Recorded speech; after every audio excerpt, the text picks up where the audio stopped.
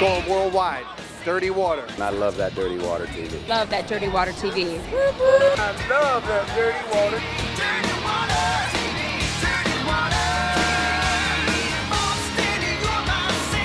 I love that Dirty Water TV. I really do. The best. Welcome to this special edition of Dirty Water TV from Boston's Red Carpet. Welcome to Boston's Red Carpet. I'm Tanya Mesrick, and I'm thrilled to take you inside the 16th annual Party in the Park under this exquisite tent in Franklin Park. This event supports the beauty, history, and tradition that makes the city of Boston a spectacular place to live, work, and visit. Today, Boston's most philanthropic and fashionable ladies and gents come decked out wearing a wide array of magnificent hats, all to benefit the Emerald Necklace Conservancy. Let's go inside the 16th annual Party in the Park.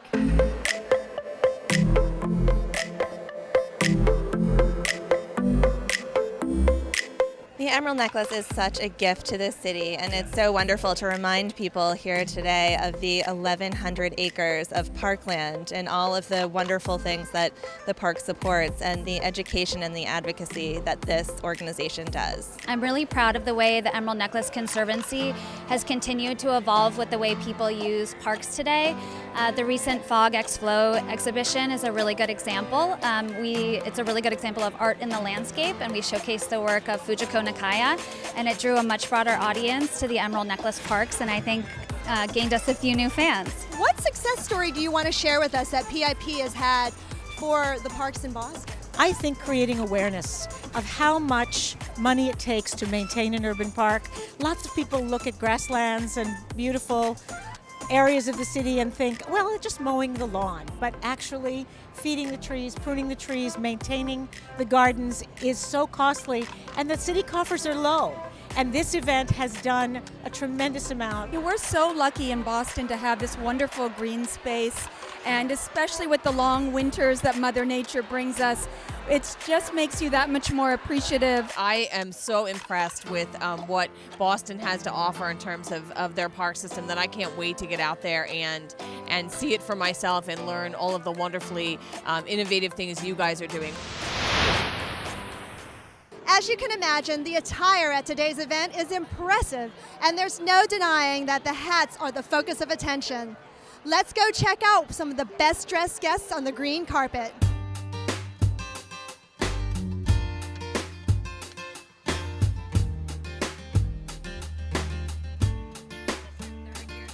I've been dying to get a needle and thread dress, and I figured flowers, Party in the Park, perfect. I'm wearing ASOS and Jimmy Choo and Jimmy Guzman.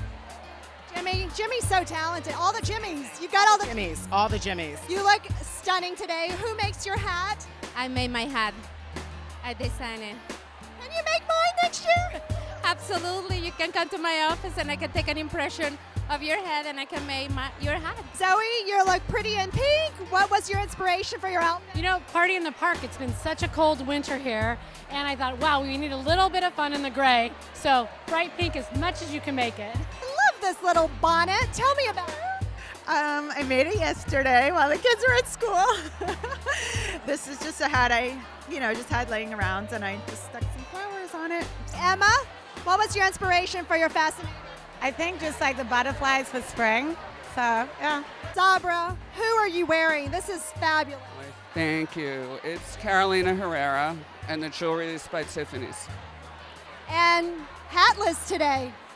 What was I going to put with this? Robert, you're bringing the British style to Boston. Thank you so much. I thought I'd bring a little bit of British style to this event, but it's wonderful to be here. Thank you so much. Jessica, who did your makeup? Nelsie, the one and only. And your hat and dress? It's Marie Galvin, my hat, and my dress is Daniela Corte. And I like this little pop of yellow. Yes. Spring, fun. They're Jimmy Choo, and they match my hat perfectly. Dawn, what is on your head? I am wearing a fried egg.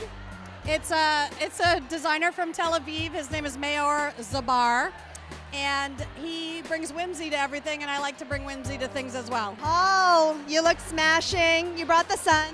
And I brought the rosé. So how did Whispering Angel get involved in this beautiful event, Party in the Park? Well, actually, I was contacted by the committee, and they said, we need Whispering Angel at this party? And I said, yes, of course. What is it about Whispering Angel that makes it so special? Well, I think we're in Provence, and we make this style of rosé which is very light and pale. So let me pull out my rosé barometer. Voila. Voila. This is a rosé barometer, and we're trying to make this rosé which is very light like this versus the dark side. So what I say is, if it looks sort of pinky like Kool-Aid, don't drink it. It's all about light and pale, dry and not sweet. Coming up next, I'll introduce you to two modern brands that are making Boston more stylish this summer. That's when Boston's red carpet returns. Welcome back. Italian luxury women's wear brand Giada just opened its new flagship boutique and the first North American location at the Heritage on the Garden. We attended the recent grand opening hosted by Vogue magazine and Ashley Vernon to celebrate this new gem.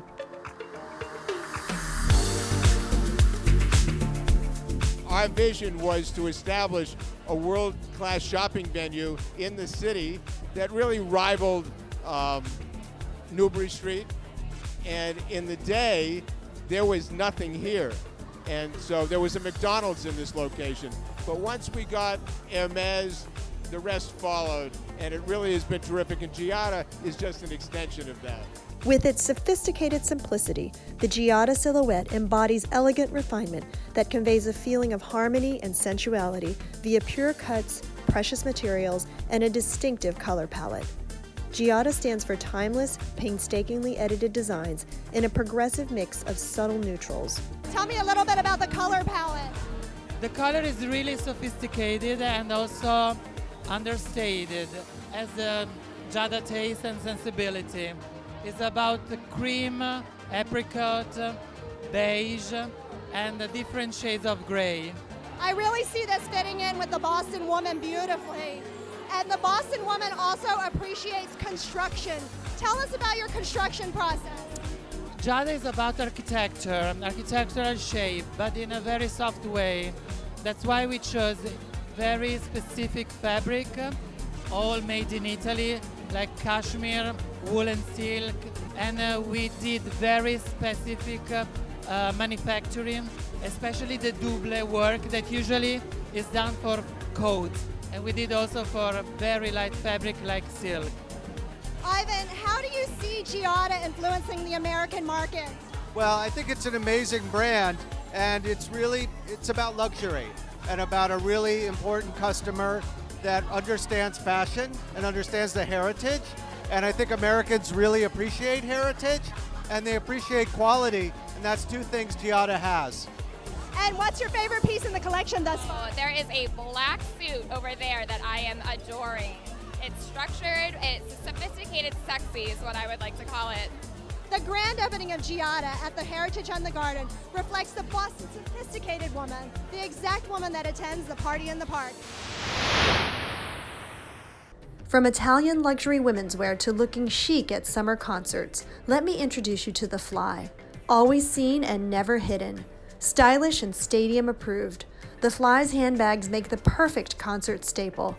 The brainchild of Laura Baldini was inspired by her own personal experience with the clear bag policy. Featured in the Boston Globe's 2018 Most Stylish Bostonians, today we sat down with Baldini to learn more about her Fly bags and how to style them for all occasions. Laura, how did you come up with the idea for this line? I went to a concert and at Gillette Stadium, and I don't usually frequent there, and I had no idea you can bring a purse unless it was clear. And it's called the Fly? Tell me about that name. I had a thing for dragonflies, so I feel like they're lucky, and hopefully this bag line will be too. Let's get right into your samples. I want to hear about the production process.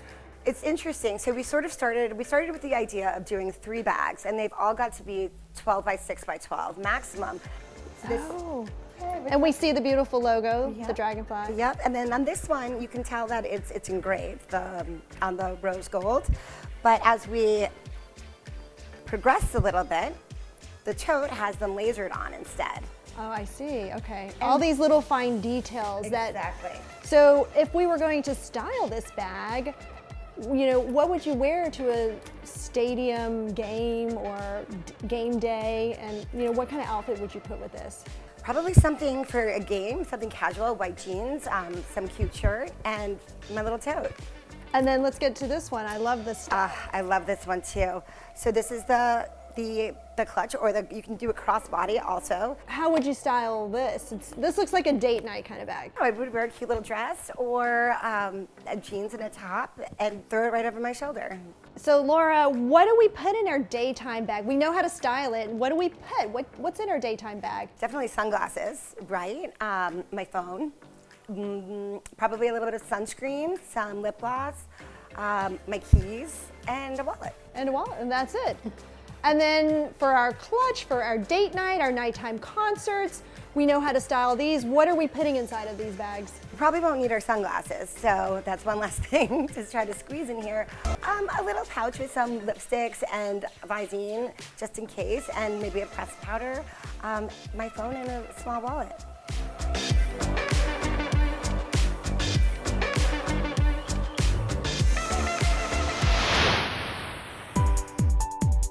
Up next, we'll head over to the Four Seasons Hotel Boston for the after party. That's when Boston's red carpet from the Party in the Park returns.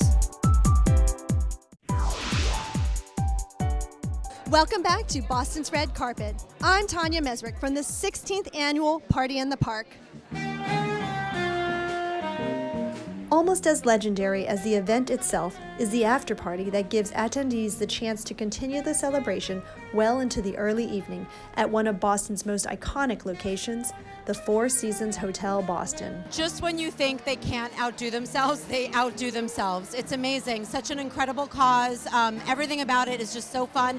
And really, Boston women bring their best outfits out. It's amazing. I've been coming to Party in the Park since the first Party in the Park, and I used to be one guy and 600 women. But this year, not the case. Lots of boys here. Maggie, how do you feel about hosting the Party in the Park after party here? Oh, we love it. The Bristol has been sort of the historic after party venue. We're so pleased to have it back again this year, and it's always so much fun.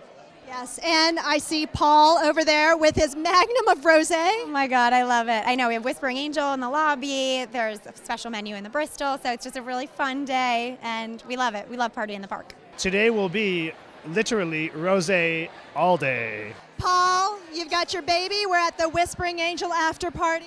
Yes, the party continues. In addition to Whispering Angel, the Palm Rosé is one of your newest additions. Tell us a little bit about that and you know, who's drawn to this Palm Rosé?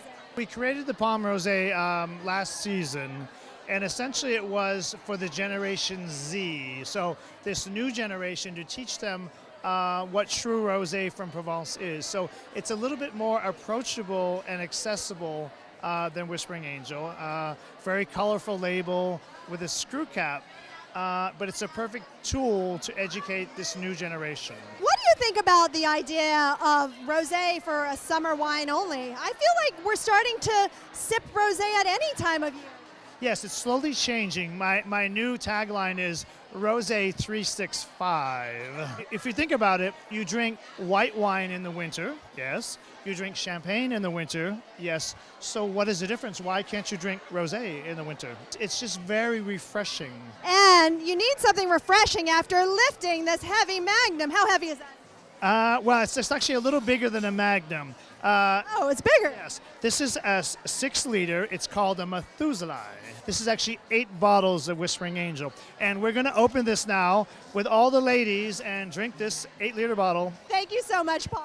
Again, happy to be here. Rendezvous 2020, Party in the Park. Absolutely.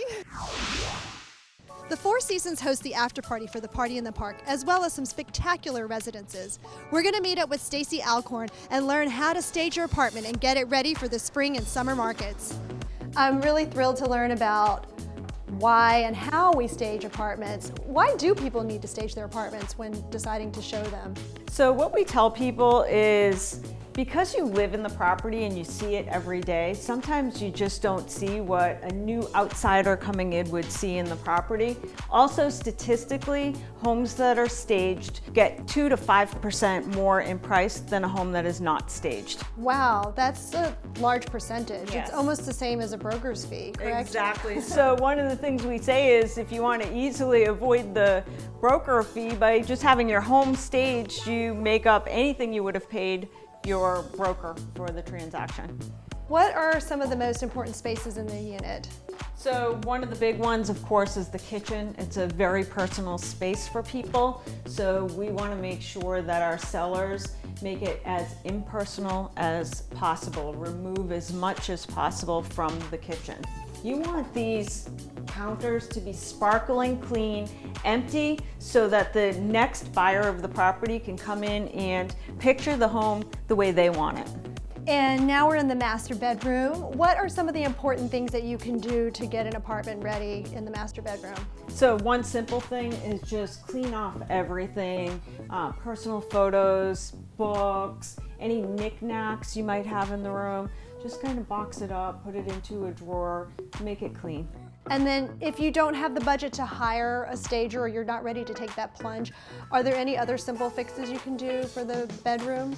Yeah, I would say think neutral. So if you have flashy colors or lots of designs, try to remove as much as possible and replace it like an inexpensive bedspread that's white, gray, beige, something neutral, because we want the buyer of the property to think of it in terms of what they're going to do when they move into the property. Thank you so much, Stacy. This has been so informational. Thank you. I've enjoyed our time together. Coming up, it's time to talk red carpet fashions from the Party in the Park. That's when Boston's Red Carpet returns.